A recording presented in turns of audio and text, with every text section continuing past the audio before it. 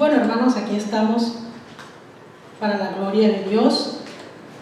Les doy la cordial bienvenida. Yo soy Verónica, de la Iglesia Cristiana Integral Jesucristo, el verdadero camino. Estamos aquí para darle la gloria y la honra al Rey de Reyes y Señor de Señores. Pero no antes le damos una oración a nuestro Señor Jesucristo. Dispongamos nuestros corazones para recibir la presencia del Señor. Levantamos nuestras manos en señal de rendición. Padre nuestro que estás en el cielo, hoy te damos gloria y honra, Señor, porque tú nos permitiste estar aquí. Te damos gracias, Señor, por nuestras vidas. Nos ponemos delante de tu presencia, Señor, para adorarte y glorificar tu santo nombre, para bendecirte, Señor, porque solo tú eres santo, porque solo tú eres Rey, Señor. Solo delante de tu presencia doblegamos nuestras rodillas. Hoy venimos, tu iglesia, para darte gracias, Señor, para clamarte, Padre Santo, que nunca nos dejes. Te damos la gloria y la honra, Padre Santo, porque nunca lo has hecho. Creemos en tus promesas, Señor, cuando tú dices en tu palabra que nunca nos vas a dejar, Señor. En momentos duros, en momentos difíciles, Señor, es cuando más tú has estado presente, bendito Padre. Te damos gracias, Señor, te damos gloria y honra, porque tú has mostrado tu presencia en cada uno de nosotros, Señor. Gracias, Padre amado, gracias, bendito Dios. Tú, Señor, que eres el que vive, el que reina por los siglos de los siglos. Amén. Bueno, hermanos, es tiempo de la adoración. Hay dos canciones hermosas que le vamos a regalar hoy al Señor, porque Él es el único que merece adoración. Comenzamos con la primera.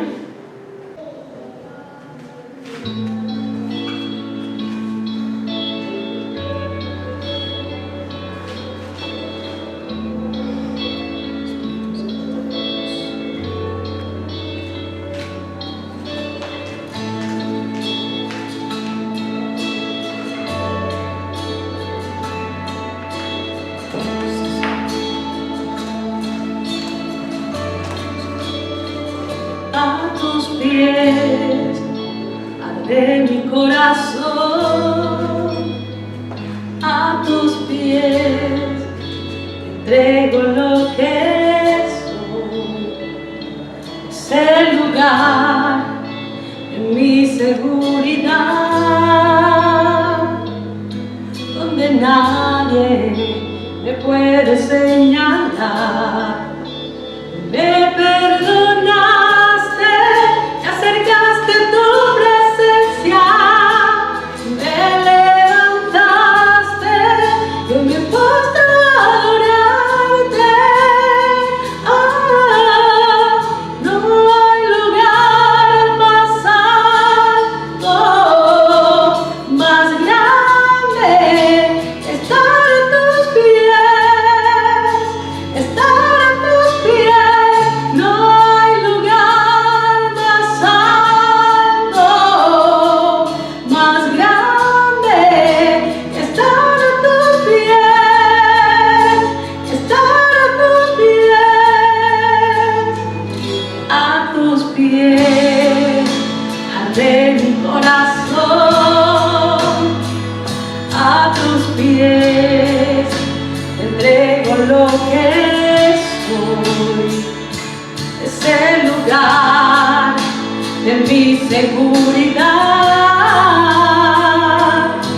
donde nadie me puede señalar.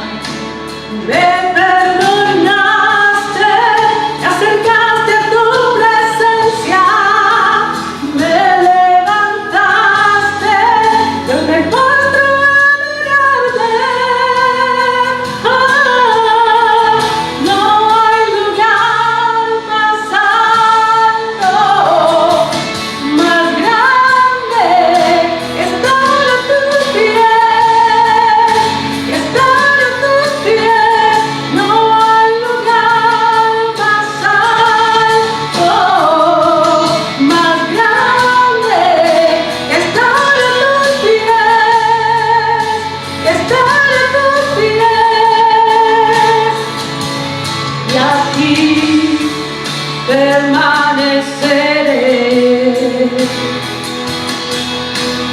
postrado a tus pies, y aquí permaneceré a los pies de Cristo.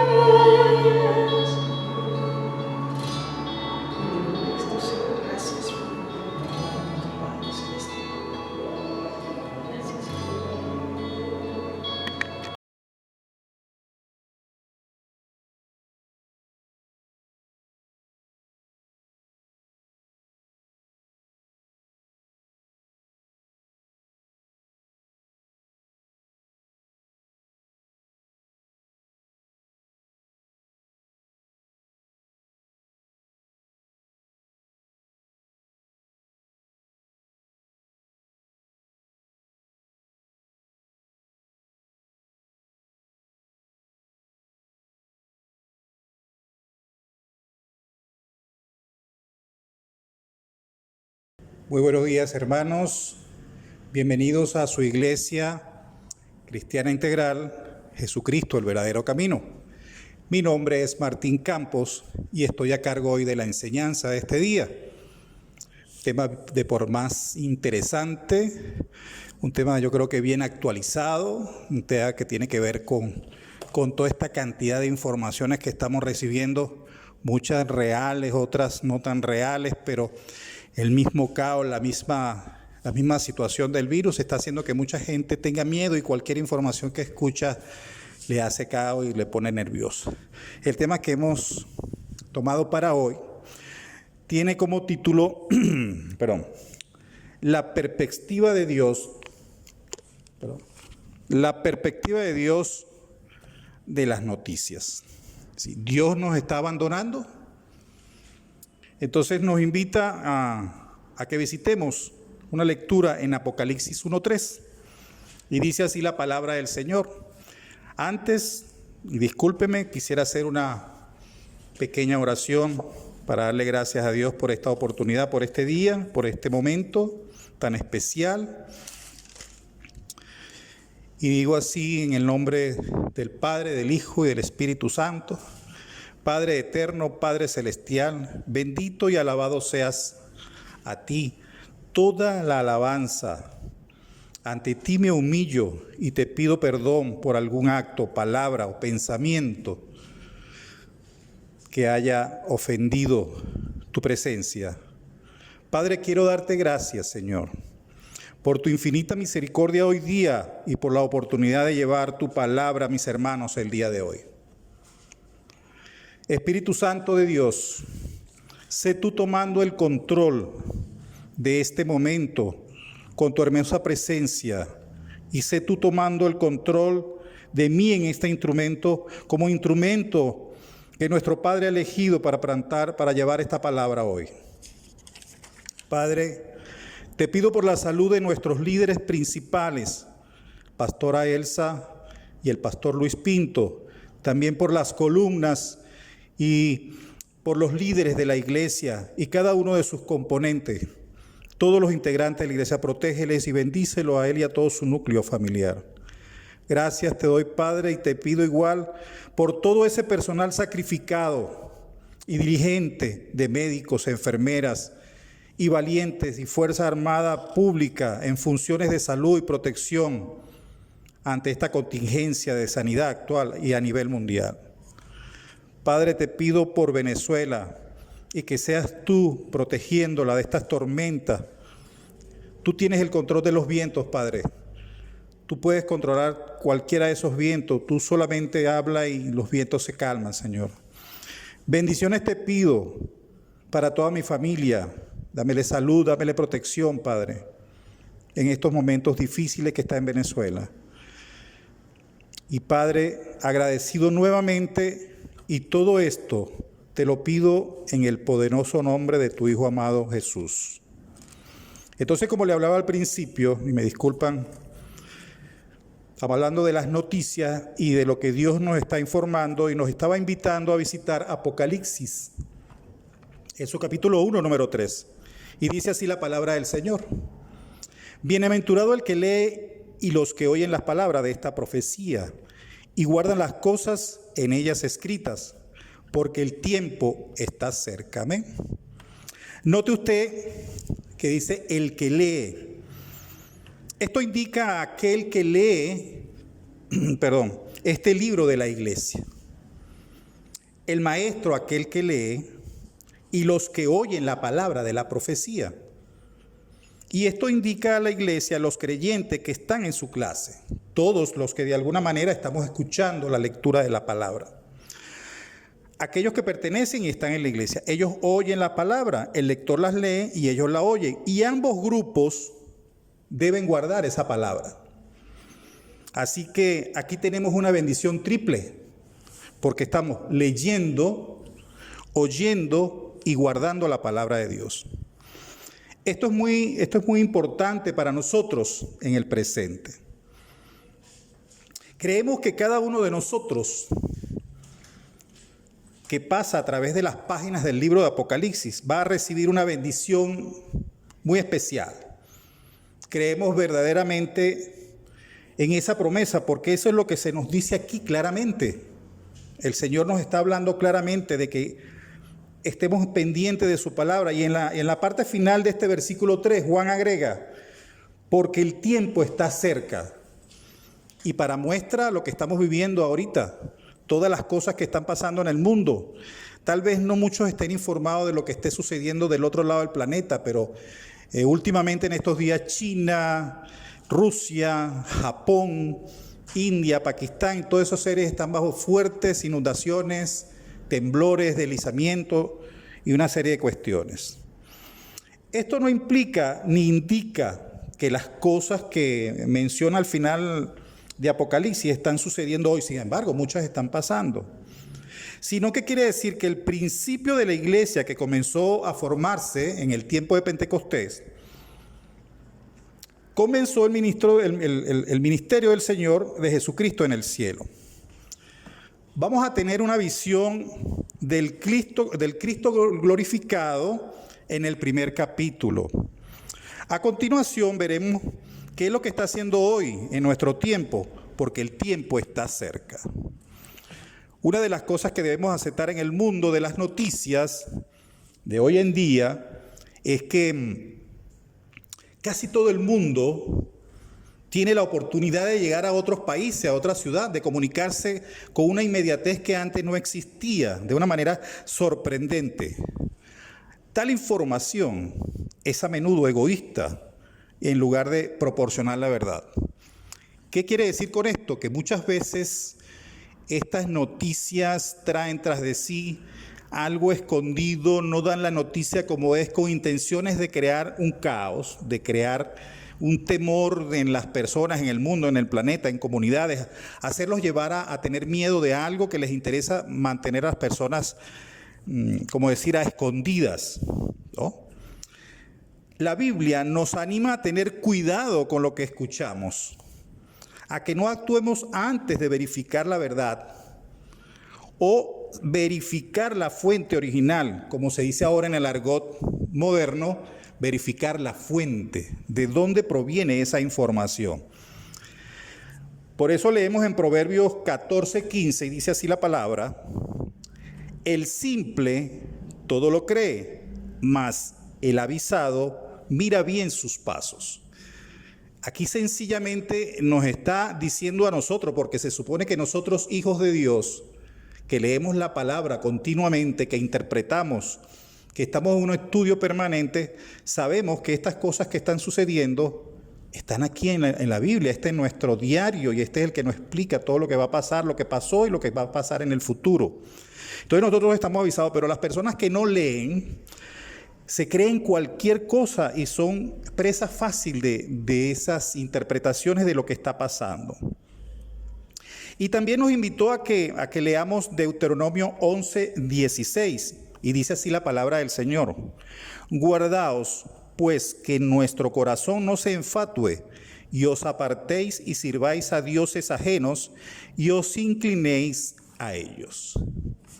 Este versículo de Proverbios, el anterior, el que le dije, el 14:15, nos aclara un punto muy interesante con respecto a la visión que tiene mucha gente en el mundo hacia los cristianos. De verdad que, y lo siento porque sé que es así, al principio he visto pues que ese es el comentario.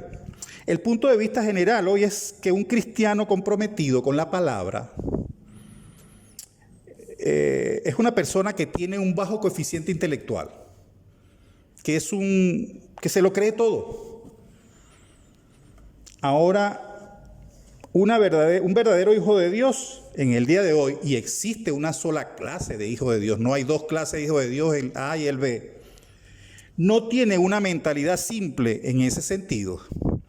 No cree y acepta cada palabra que se le dice, porque él tiene una base fundamental. Y si usted es un verdadero hijo de Dios, no será un crédulo, no será un inocente, no será un ingenuo que cree todo lo que se le diga. La fe no es un salto en la oscuridad. Hermanos, fe no es el arriesgar su vida por cualquier cosa. La fe descansa sobre una base sólida. Y Dios dijo que si no era un fundamento sólido, que no se creyera en eso, porque no está basado en la palabra de Dios. El ingenuo todo lo cree, dice el proverbio, pero el hombre de bien, el hombre que está informado, que está avisado, que está leyendo la palabra, aquel que es sabio y prudente, mide sus pasos. Es decir, que se fija por dónde va y comprueba lo que oye. Así que no me dejo llevar por lo que dijo aquel o el hermano tal. No, yo voy y me dirijo por lo que está en la Biblia, por lo que me dice el Señor a través y el Espíritu Santo que me guía cuando leo la palabra. Esta es pues la característica del hombre prudente. El temor del Señor le impulsa a comprobar la veracidad de lo que oye. Él no se dejará engañar por cualquier comentario que se haga o que escuche en la calle o aquel me dijo, un primo de mi primo dijo. No creerá todo lo que diga un predicador inclusive, solo porque él lo diga, sino que lo contrastará con la palabra de Dios. A ese nivel tenemos que estar. El examen de la palabra de Dios, hermano, no se crea todo lo que oiga. Compruébelo con la palabra de Dios. Ese es nuestro libro para comprobar, ese es nuestro libro de vida. Ese es nuestro texto de información permanente. En los últimos 2000 años ha sido el libro que más información le ha dado a la humanidad y a los cristianos particularmente. Esta segunda cita nos invita a tener cuidado cuando tengamos algún tipo de prosperidad económica, cuando le hablaba de Deuteronomio 11:16. O avance económico, porque por eso nos advierte cuando nos dice que nuestro corazón no se infatúe.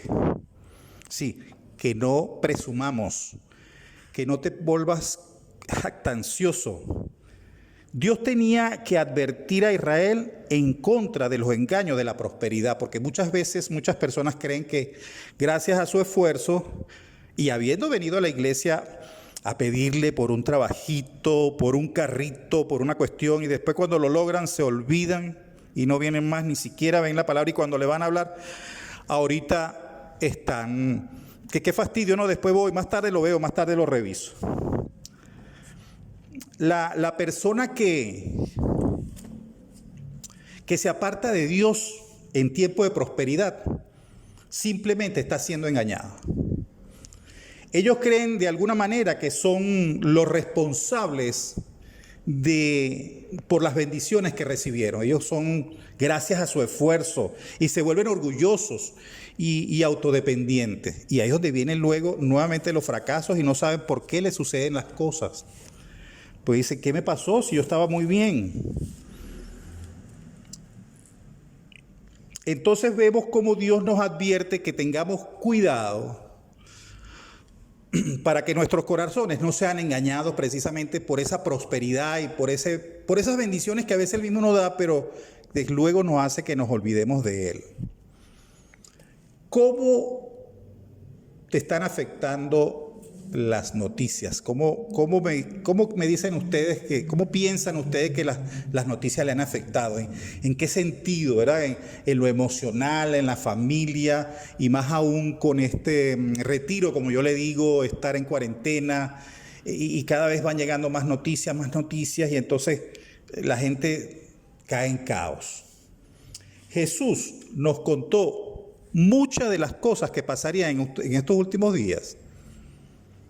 Él dijo, ¿qué nos dijo? Él nos dijo para que reconozcamos los momentos cuando veamos las cosas pasar y le creamos. Y nos los dijo en Marcos 13:23.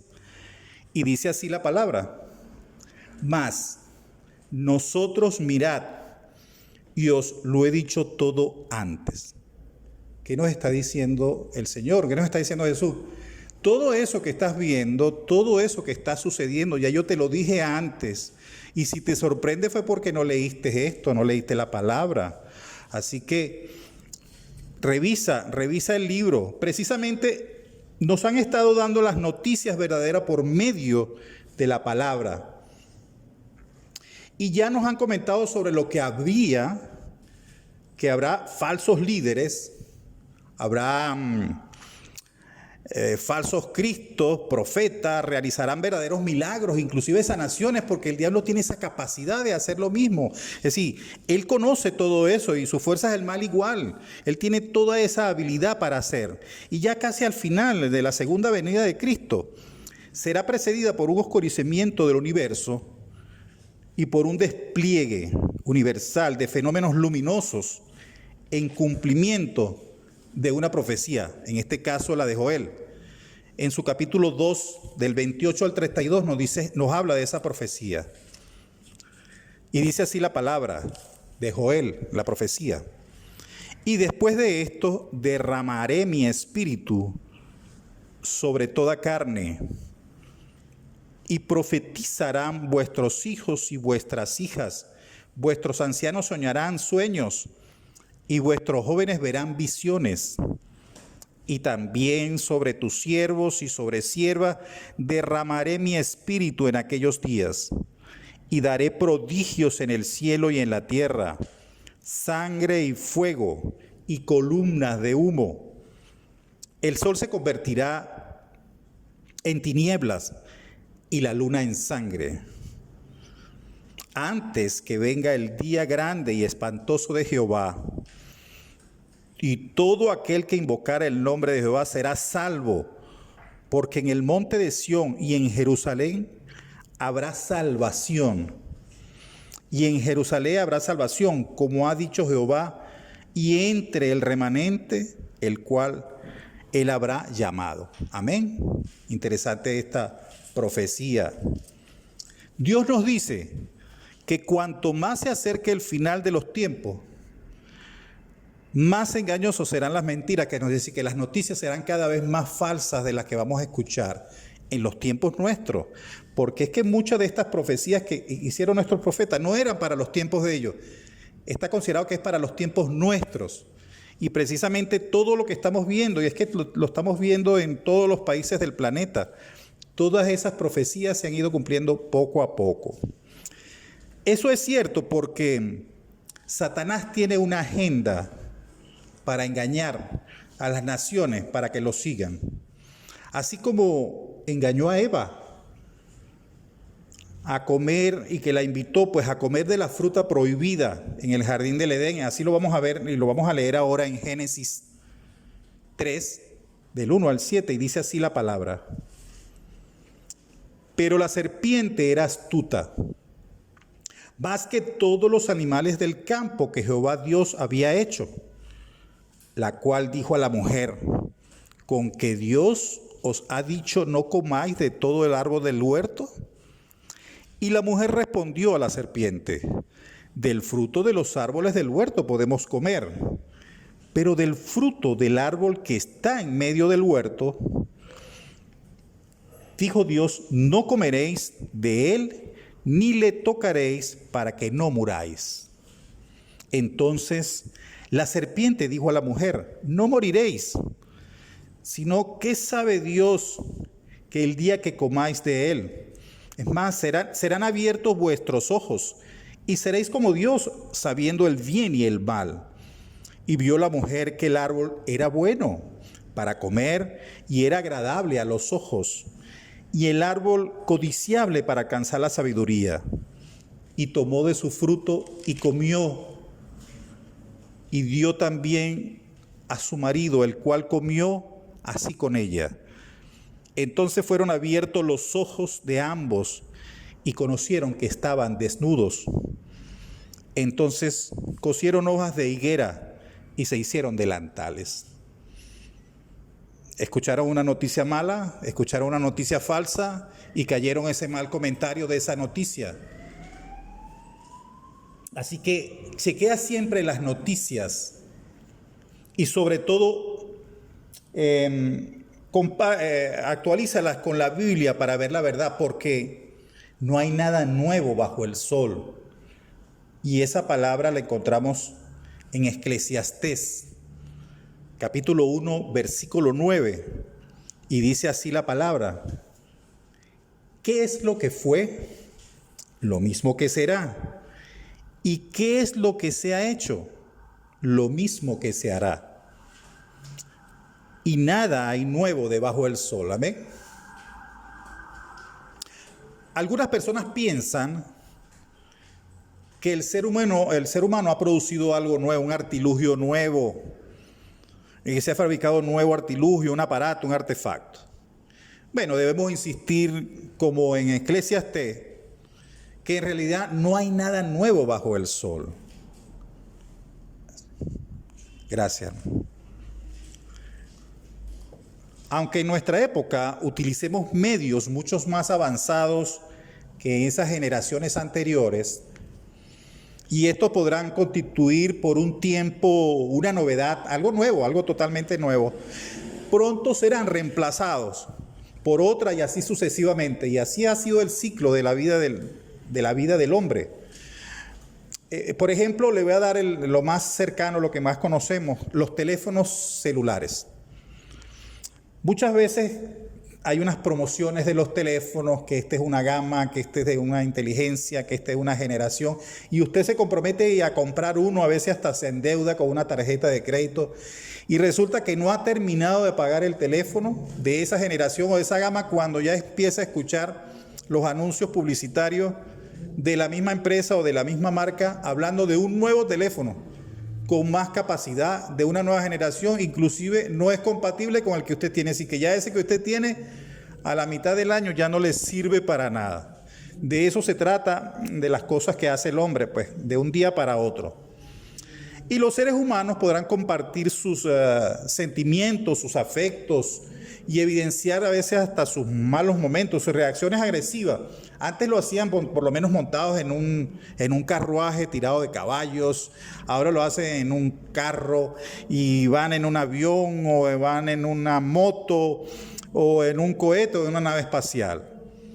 También podrán comunicarse entre ellos por medios primitivos, como lo hicieron antes, por humo, señales, tambores, también por radio, ¿verdad? por correo tradicional, lo hacen por teléfono, por internet. Y hasta hablamos de sistemas más sofisticados, que es lo que llamamos los satelitales, pues prácticamente aparatos que están fuera de la Tierra. El medio ambiente también podría cambiar y habría nuevos recursos, habría nuevos dispositivos, nuevos materiales, nuevas comodidades, habría medios de comunicación altamente perfeccionados. Pero hay un detalle que no cambia y es por lo cual la humanidad seguirá siendo la humanidad que es. Las experiencias humanas básicas del ser humano producirán los mismos sentimientos, las mismas reacciones y las mismas consecuencias. Si no fuese así, no existiesen las guerras. El hombre está todo el tiempo en una campaña de elaborar y producir algo para mejorar su arsenal, para ver cómo elimina más al enemigo, las armas más eficaces, cómo destruyen. Es importante, yo he tenido la oportunidad de ver esas revistas donde promocionan armamento y le hablan a usted como, para hacer una comparación que no tiene nada que ver, que cuando usted le dice una receta para hacer un bizcocho y esto va a quedar muy rico así, raciones para 6 personas, más o menos le dicen así con los aviones, los misiles y las pistolas. No, con esto puede matar 6 enemigos, 10, 50, 100, tiene una capacidad, una efectividad de eliminar tantas personas. En eso está el ser humano y por eso es que dice, las consecuencias son las mismas. Sus necesidades espirituales, sus frustraciones y su falta de ilusión, mientras permanezcan apartados de Dios, serán los mismos, pues. Pero guardando el respeto a la palabra, y sin embargo esto es parte de la palabra, hay una excepción sobresaliente. Sí se puede considerar que hay algo nuevo llamado en la Biblia el nuevo crecimiento. Es algo maravilloso que se produce en usted cuando usted recibe al Señor Jesucristo como su único Salvador, su camino, su vida eterna. Y ese hermano de verdad que es el único acontecimiento que se puede decir completamente nuevo, que puede presentarse en su vida en el nuevo nacimiento espiritual, cuando usted renace en Jesús, cuando usted deja morir el hombre viejo y renace el hombre nuevo, esa vida pasada la deja y acepta el Evangelio de Jesús como su nueva vida. Entonces no aceptes la mentira que muchas veces se oyen los no creyentes, las personas escépticas, de que Jesús ha perdido el control y que no hay nada por el cual vivir. Y eso lo escuchamos muchas veces de personas que dicen, no, vale, esto se acabó, no, esto no lo salva nadie, esto se lo llevó quien lo trajo, y se dejan caer y se dejan morir y pierden la esperanza y son personas derrotadas y nadie le va a funcionar porque lo más importante, el espíritu lo tienen muerto porque no tienen espíritu realmente. Se han dejado llevar por las malas noticias. Cuando las malas noticias traen esperanza, los tiempos de confusión requieren de preguntas honestas. En esta pandemia que nos tomó de sorpresa, porque de alguna manera nos tomó de sorpresa, cualquiera de nosotros, o nuestros seres queridos, o personas allegadas, o conocidos, pueden ser parte de las víctimas que perdieron sus vidas repentinamente. Es triste. Y creo que de alguna manera, gracias a Dios, estamos protegidos nosotros aquí en la iglesia y cada uno de los integrantes, líderes y familiares, y no nos ha tocado. Estamos cubiertos pues precisamente por la sangre de Cristo, pero sabemos de personas cercanas que han tenido los inconvenientes con esta enfermedad. Y entonces vienen las preguntas, ¿no? Es decir, dice, ¿dónde está Dios en esto? ¿Se preocupa Dios por nosotros? O que las personas que están angustiadas o que no se sienten seguras, ¿dónde buscamos la respuesta a todas estas preguntas? ¿Dónde encontramos refugio? ¿Cómo nos enfrentamos a una tormenta así sabiendo lo vulnerable que somos, lo débiles que somos? Y Jesús tiene la respuesta. Jesús le dijo a sus discípulos, incluyéndolo pues a nosotros hoy día, Si de verdad creemos en su palabra, que prestemos atención a la profecía que Él nos dio en Mateo 24. Y vamos a leer Mateo 24 porque de verdad es interesante repasar este texto, porque de ahí está ciertamente grande información que necesitamos saber los que leemos la palabra, que lo conocemos, y volverlo a leer, y los que no lo han escuchado mucho y que no lo han leído mucho. Bueno, y dice la palabra así en Mateo 24. Cuando Jesús salió del templo y se iba, se acercaron sus discípulos para mostrarles los edificios del templo. Respondiendo él les dijo: ¿veis todo esto? De cierto os digo que no quedará aquí piedra sobre piedra que no sea derribada. Y estando él sentado en el monte de los olivos, los discípulos se le acercaron aparte diciendo: dinos, ¿cuándo serán estas cosas? ¿Y qué señal habrá en tu venida y del fin del siglo?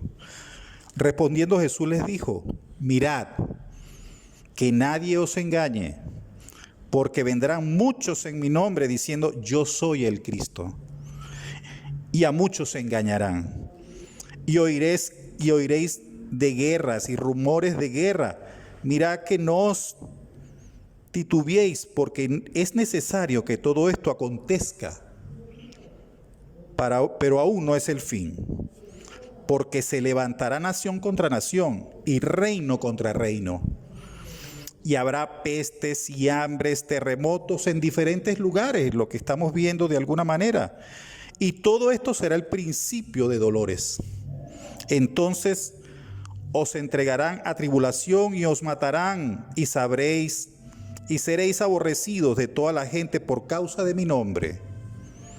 Muchos tropezarán entonces y se entregarán unos a otros, y unos a otros se aborrecerán. Y muchos falsos profetas se levantarán y engañarán a muchos. Y por haberse multiplicado la maldad, el amor de muchos se enfriará. Mas el que persevere hasta el fin, éste será salvo. Y será predicado este evangelio del reino en todo el mundo para testimonio a todas las naciones, y entonces vendrá el fin. Por tanto, cuando veáis en el lugar santo la abominación desoladora del que habló el profeta Daniel, el que lee, entienda. El que lee la palabra. El que no lee la palabra no va a entender nunca sobre esto.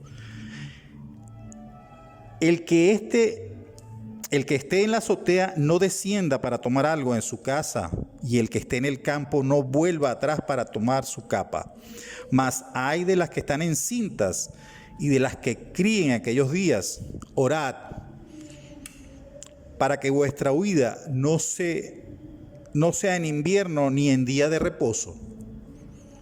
Porque habrá entonces gran tribulación, cual no la ha habido desde el principio del mundo hasta ahora, ni la habrá.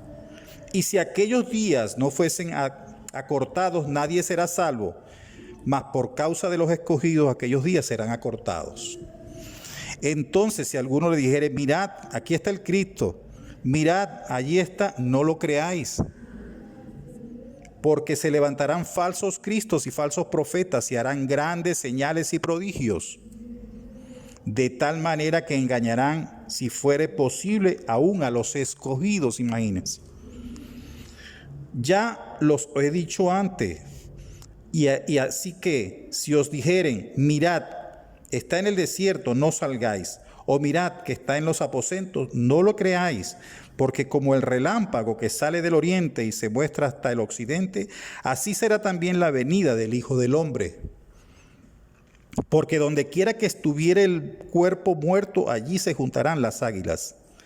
E inmediatamente después de la tribulación de aquellos días, el sol se oscurecerá, y la luna no dará su resplandor, y las estrellas caerán del cielo, y las potencias de los cielos serán conmovidas. Entonces aparecerá la señal del Hijo del Hombre en el cielo. Entonces lamentarán todas las tribus de la tierra y verán al Hijo del Hombre viviente sobre las nubes del cielo con poder y gran gloria. Y enviará a sus ángeles con gran voz de trompeta, y juntarán a sus escogidos de los cuatro vientos, desde un extremo del cielo hasta el otro. De la higuera aprended la parábola: cuando ya su rama está tierna y brotan las hojas, sabéis que el verano está cerca. Así también vosotros, cuando veáis todas estas cosas, conoced que está cerca las puertas. De cierto os digo que no pasará esta generación hasta que todo esto acontezca. El cielo y la tierra pasarán, pero mis palabras no. Pero el día y la hora nadie sabe, ni aun los ángeles de los cielos, sino solo mi Padre. Mas, como en los días de Noé, así será la venida del Hijo del Hombre. Por como en los días de antes del diluvio estaba comiendo y bebiendo, casándose y dándose en casamiento, hasta el día en que Noé entró en el arca. Y no entendieron hasta que vino el diluvio y se los llevó a todos. Así será también la venida del Hijo del Hombre.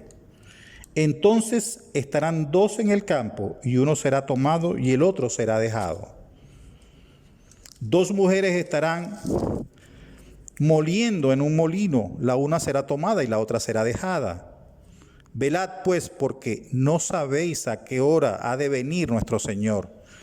Pero sabed esto, que si el padre de la familia supiese a qué hora el ladrón habría de venir, velaría y no dejaría minar su casa. Por tanto, también vosotros estad preparados, porque el Hijo del Hombre vendrá a la hora que no pensáis. ¿Quién es, pues, el siervo fiel y prudente, al cual puso su Señor sobre su casa para que le esté el alimento a tiempo? Bienaventurado aquel siervo al cual su Señor venga y le haya haciendo así. De cierto os digo que sobre todos sus bienes lo pondrá. Pero si aquel siervo malo dijere en su corazón: mi Señor tarda en venir, y comenzare a golpear a sus consiervos y aún comer y beber con los borrachos, vendrá el Señor de aquel siervo en día que éste no espera y a la hora que no sabe. Y si lo castigara duramente, pondrá su parte con los hipócritas, y allí será el lloro y el crujir de dientes. Amén. Es impresionante esta profecía porque nos habla claramente de todas las señales y todo lo que está por venir, lo que nos ha dicho Jesús, lo que está aquí en la palabra, que esta es la verdadera noticia a la cual debemos aferrarnos y creer. Esta es la palabra verdadera, esta es la noticia que tenemos que nosotros tener claro, no tener miedo a lo que hablan por fuera, que que el otro, que no vino. Los discípulos le formularon a Jesús 3 preguntas y él respondió 2 de ellas, sobre las señales del fin del tiempo y las señales de su venida. En los capítulos 23 y 24 de Mateo, conocidos como el discurso de los olivos, constituye el último de los 3 discursos principales de este evangelio.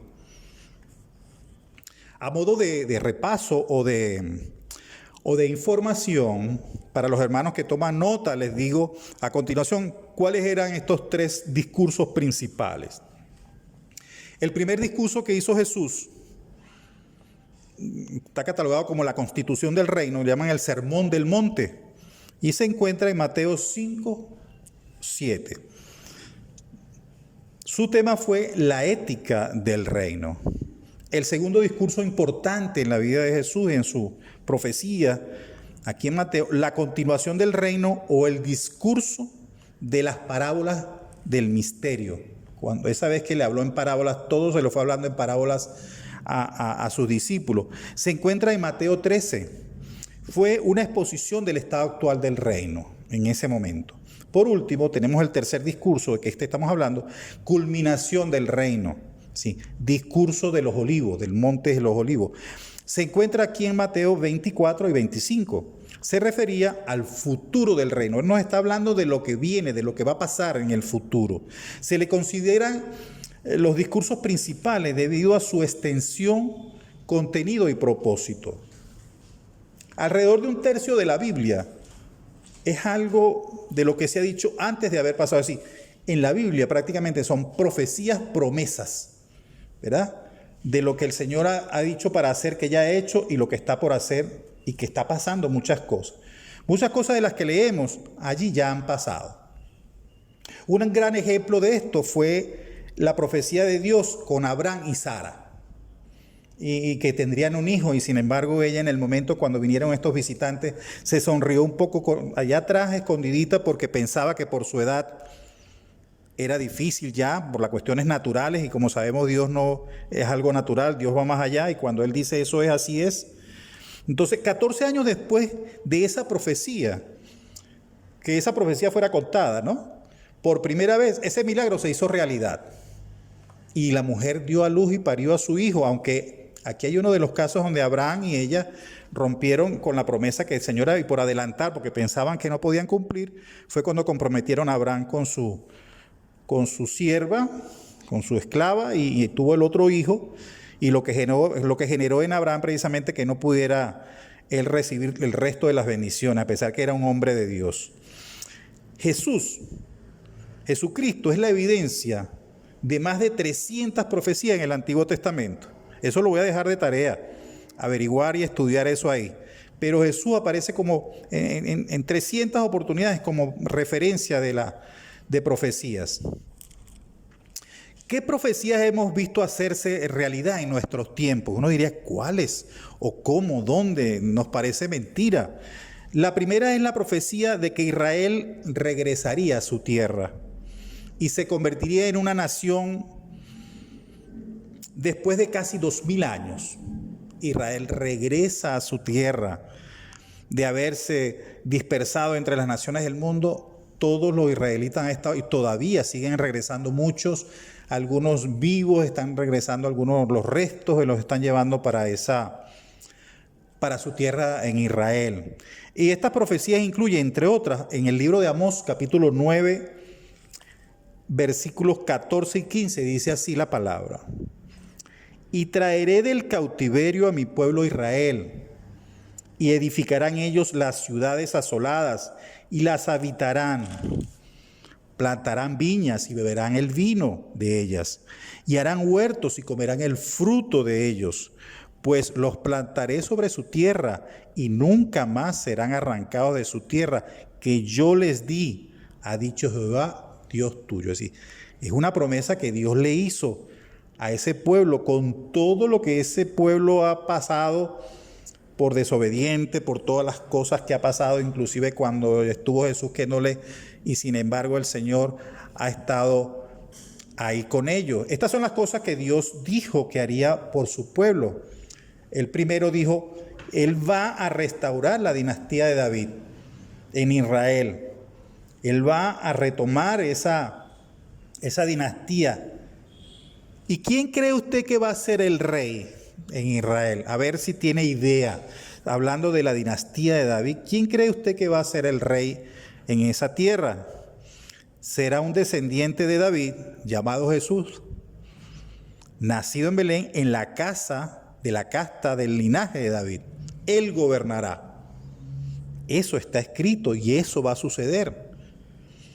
El segundo punto de los que habló, Israel ocupará el lugar entre las naciones del mundo y ya no tendrá que acudir, pedirle favores a nadie en busca de nada, incluyendo a los árabes, porque será una nación bendecida por Dios que ocupa el lugar entre que le corresponde en el mundo. Tercer punto, además habrá una conversión de las naciones del mundo después que la iglesia haya partido de este mundo. La mayor conversión a Cristo aún tendrá lugar en el futuro. Ahora es que falta. Qué hermoso va a ser ese día cuando todos reciban y entiendan que Cristo es el verdadero, el Rey, el Salvador. Cuando se cumpla eso, qué fiesta tan hermosa vamos a vivir todos los que tengamos la oportunidad. Espero estar ahí presente. Cuando Dios haga regresar a todos los israelitas a su tierra. Cuarto punto, ellos reconstruirán ciudades asoladas y residirán en ellos. Sí, esto es de las promesas que le hizo el Señor. Quinto, comerán y beberán, comerán de sus huertos y beberán de sus viñedos, porque la maldición que tuvieron ellos en su tierra por su mal comportamiento le fue derogada, o mejor dicho, le fue removida esa maldición que Dios le había hecho, y entonces su producción será en abundancia. Sexto punto, finalmente hablando también del israelí, por boca del profeta, Dios dijo: lo siguiente: nunca, pero nunca más serán arrancados de la tierra que yo les di. Sí, ya está establecido Israel, ya Israel está ahí. Los que tengan la oportunidad, los que tengan la curiosidad, como yo la he tenido muchas veces, desde muy pequeño he estado leyendo sobre Israel antes de estar en los caminos del Señor, porque siempre me ha llamado la atención que Israel siempre ha sido próspero. En torno de Israel, alrededor de Israel, todo es desierto, todo es desolación. Es como que se hubiesen quedado en el tiempo. Y sin embargo, cuando usted estudia Israel, cuando lo ve, primero desde ahí arriba se ve un oasis en el medio del desierto. Todo verde y todo lo demás está arenoso. Y luego su avance. A mí me llamaba mucho un sistema que tenían ellos de siembra o de cultivos en comunas que llamaban kibutz, donde se reunían grandes familias, varios grupos familiares, y sembraban y hacían un cultivo en general, y entonces eso lo vendían y los beneficios eran repartidos entre todos. Bueno, acá se reafirmó que Dios restaurará al pueblo de Israel y los llevará a la tierra prometida de siempre. Entonces, ¿lo ha hecho Dios así o no lo ha hecho? Ahí está Israel. Israel es uno de los primeros en tecnología, en aviación, en tecnología. Israel es impresionante. También tenemos una profecía de Ezequiel que nos dice, porque todas estas profecías están hablando de Israel. Y Ezequiel nos habla en el capítulo 37, del 10 al 14 y también del 21 al 22, y dice así la palabra. Y profeticé como había mandado, y entró espíritu en ellos, y vivieron y estuvieron sobre sus pies. Me dijo luego, hijo de hombre, todos estos huesos son la casa de Israel. He aquí ellos dicen, nuestros huesos se secaron, y pereció nuestra esperanza, y somos de todos destruidos. Por tanto, profetiza y diles, así ha dicho Jehová el Señor: he aquí yo abro vuestros sepulcros, pueblo mío, y os haré subir de vuestras sepulturas, y os traeré a la tierra de Israel. Y sabréis que soy yo, Jehová, cuando abra vuestros sepulcros, y os saque de vuestra sepultura, pueblo mío.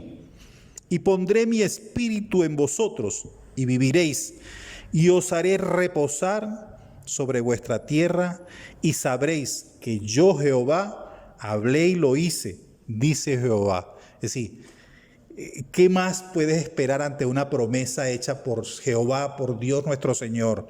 Y continuamos con los otros dos versículos, el 21 y el 22 de esta profecía, y les dirás así: ha dicho Jehová el Señor, he aquí yo tomo los hijos de Israel de entre las naciones a los cuales fueron, y los recobraré, y los recogeré de todas partes, y los traeré a su tierra, y lo haré una nación en la tierra, en los montes de Israel, y un rey será a todos ellos por rey, y nunca más serán dos naciones, ni nunca más serán divididos sus dos reinos.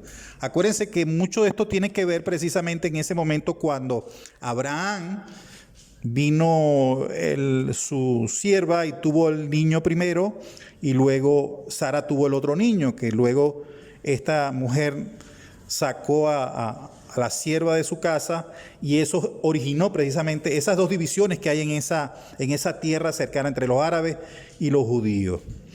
Ezequiel habló y le dio vida a aquellos cuerpos.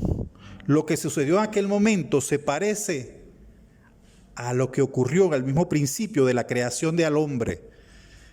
Y me hace acordar mucho cuando nuestro pastor habla aquí de un tema que a él le impresiona y le encanta mucho, y me ha llamado siempre la atención luego cuando él lo plantea, que es cuando Jesús le pidió a Lázaro que se levantara, porque él describe cómo es posible que una persona que tenía 4 días ya enterrado, metido en esa cueva, que ya olía mal, y sin embargo Jesús solamente le dijo, levántate y anda, y anduvo. Asimismo, como Ezequiel profetizó a unos huesos, y estos huesos se llenaron de carne y se llenaron de piel, y luego el Espíritu llegó a ellos por un soplo de Dios. Bueno, precisamente es la comparación que hace. Lo que sucedió en el momento de los huesos ocurrió lo mismo al principio de la creación del hombre, pero Dios tomó al hombre del polvo, de la tierra, y Ezequiel comenzó con huesos, pero Dios no, Dios comenzó simplemente con el polvo de la tierra y después sopló en el hombre el aliento de vida, y le sopló su espíritu. Ahora lo que ocurrió en aquellos huesos sucedió en tres pasos. Primero, eran huesos esparcidos que no podían estar más muertos. Imagínense el ambiente, el escenario, una cantidad de huesos esparcidos que no sabían, le hubiese costado a una persona de estas que se encargan de hacer los estudios de reconocimiento de cadáveres y de todas estas cosas, componer todos estos huesos, y sin embargo, dice, después se unieron y la carne y la piel los cubrieron, aunque eran cuerpos muertos. Sí. Cuando él empieza a profetizar por lo que le dijo el Señor que les dijera, estos huesos empiezan a recogerse, a unirse huesitos y tal, y cae una cantidad, y la calavera, es que es solamente imaginarse, parece una cuestión de comiquitas o de cositas de esas de ciencia ficción, y luego se llena de carne y se llena de piel, pero son cuerpos inertes, no tienen espíritu, no tienen alma.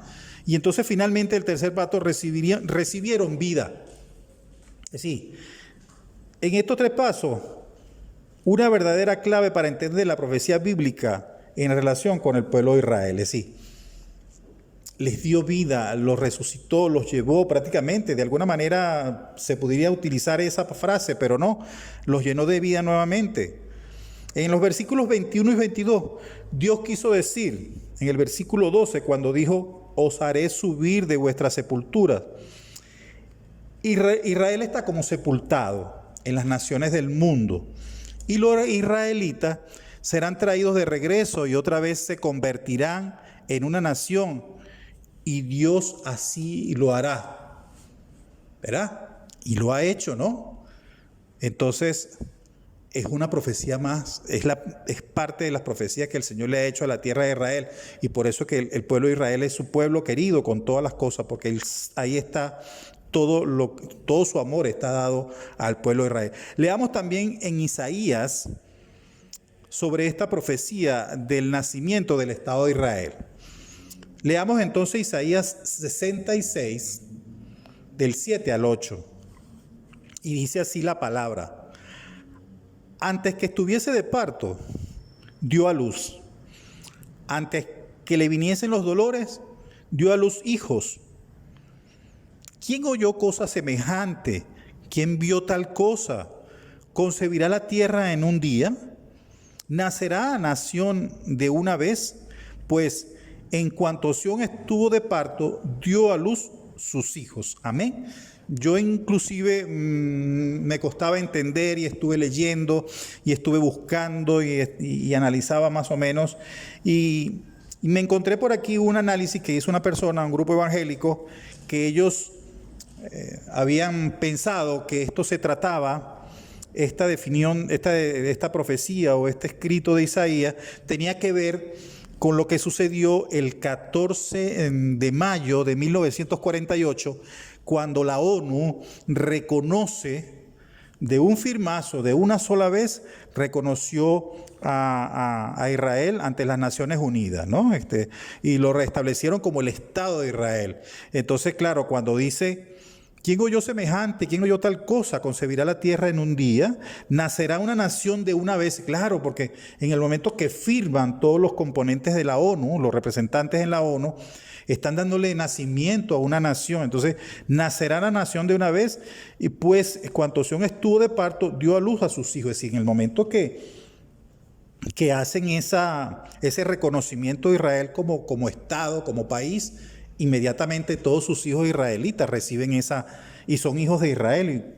Y ellos hicieron esa definición. Sin embargo, estudios más profundos y apegados a las verdades de interpretación supone que esta interpretación moderna puede ser incorrecta, porque la visión no está puesta en la creación de Israel como Estado, sino que se hace referencia a otro evento mucho de mayor importancia, dicen estos estudiosos, Por supuesto que el acto como tal, este acto de reconocimiento de Israel, no se le resta importancia, pues este reconocimiento que se le dio delante de todos los planetas del globo que reconocieran a Israel como una tierra, como un país, como un estado.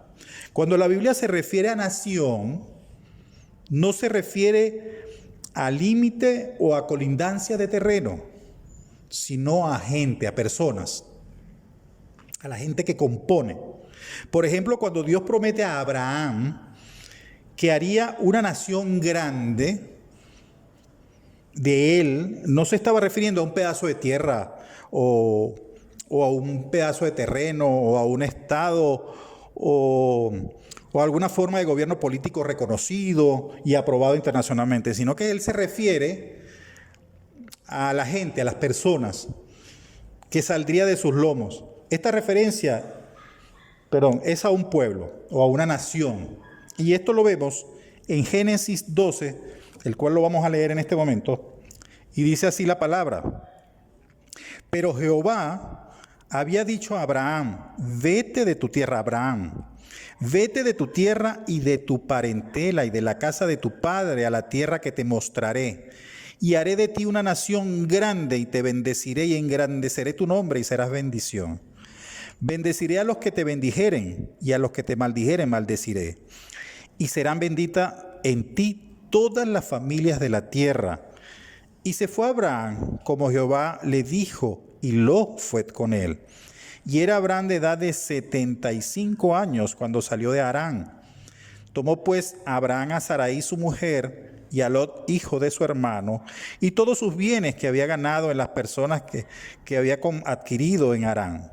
Y salieron para ir a tierra de Canaán. Y a tierra de Canaán llegaron.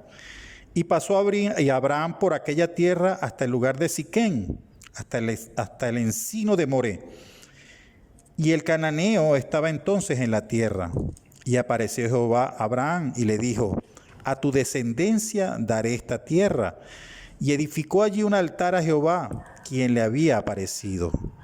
Luego se pasó de allí a un monte al oriente de Betel y plantó su tienda, teniendo a Betel al occidente y a Jai al oriente. Y edificó allí altar a Jehová e invocó nombre de Jehová. Y Abraham partió de allí caminando, yendo hacia el Negev. Hubo entonces hambre en la tierra y descendió Abraham a Egipto para morar allá, porque era grande el hambre en la tierra. Y aconteció cuando estaba para entrar en Egipto, dijo a Sarai su mujer: he aquí, ahora conozco que eres mujer de hermoso aspecto.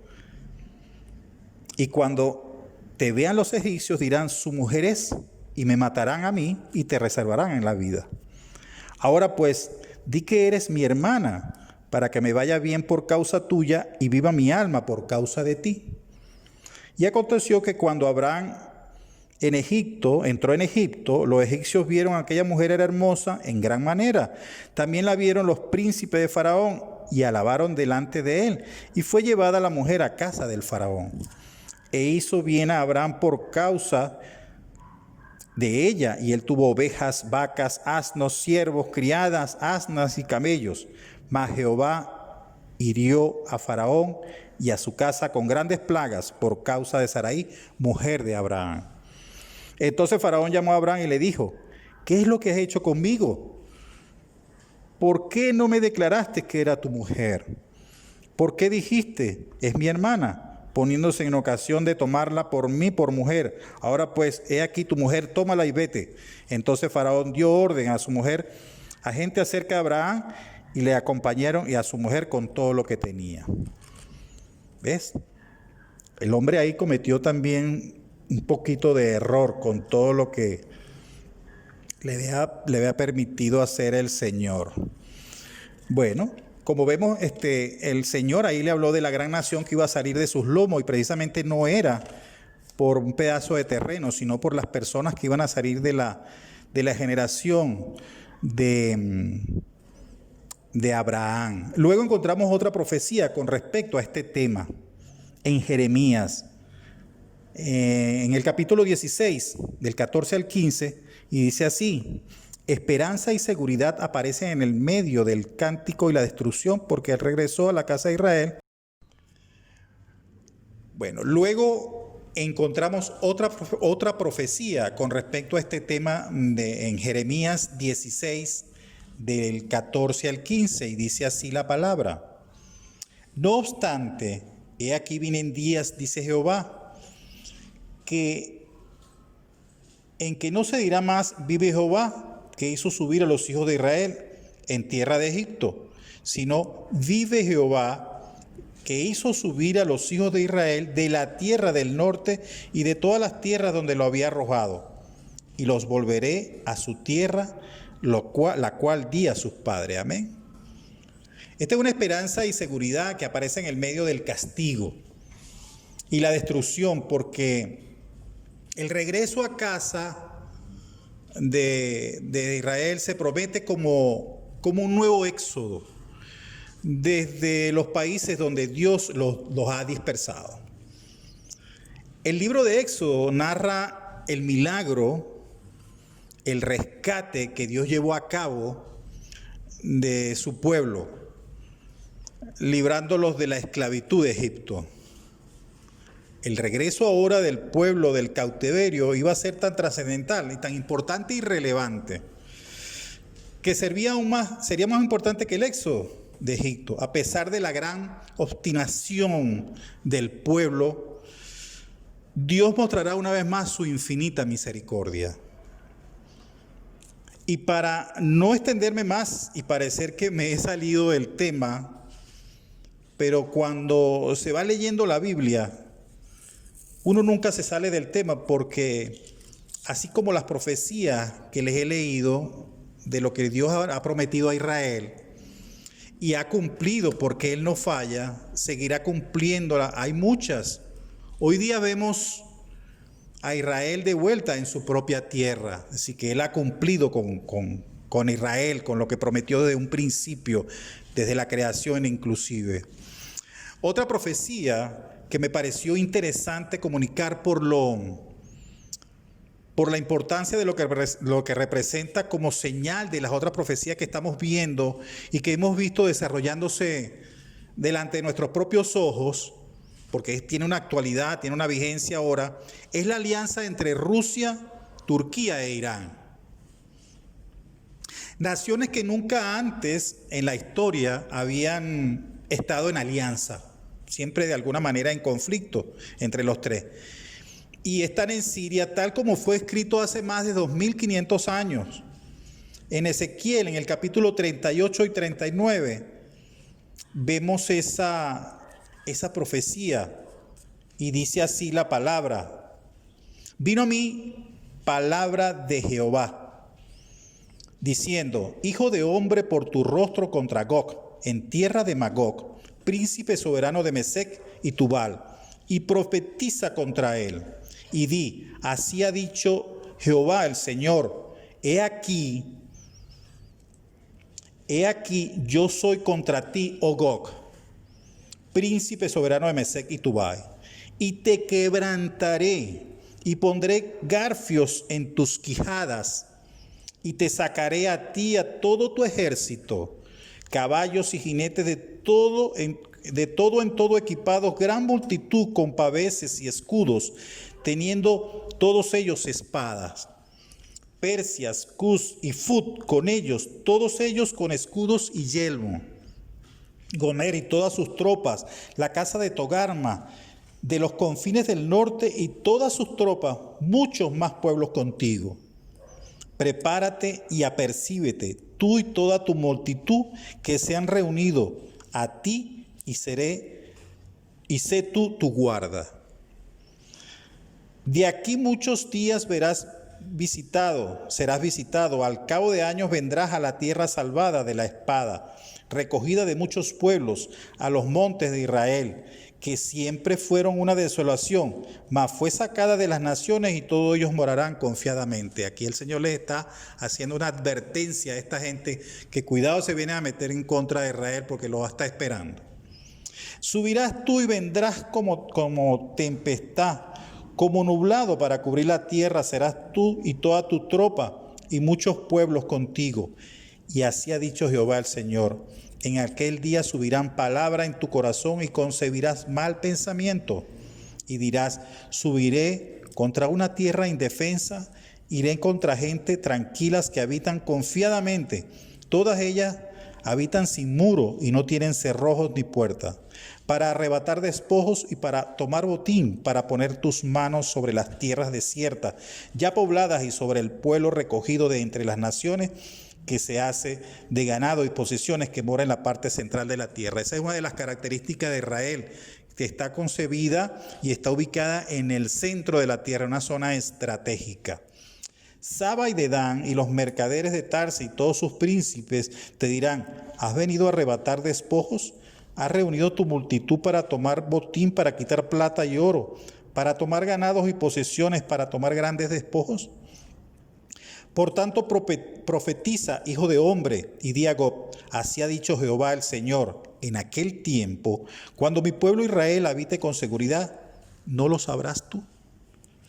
Vendrás de tu lugar, de las regiones del norte, tú y muchos pueblos contigo, todos ellos a caballo, a gran multitud y poderoso ejército. Si vemos estos tres países, Turquía, Rusia, Irán, tienen enormes ejércitos, y de aquí está hablando el Señor. Y subirás contra mi pueblo Israel como nublado para cubrir la tierra. Será al cabo de los días.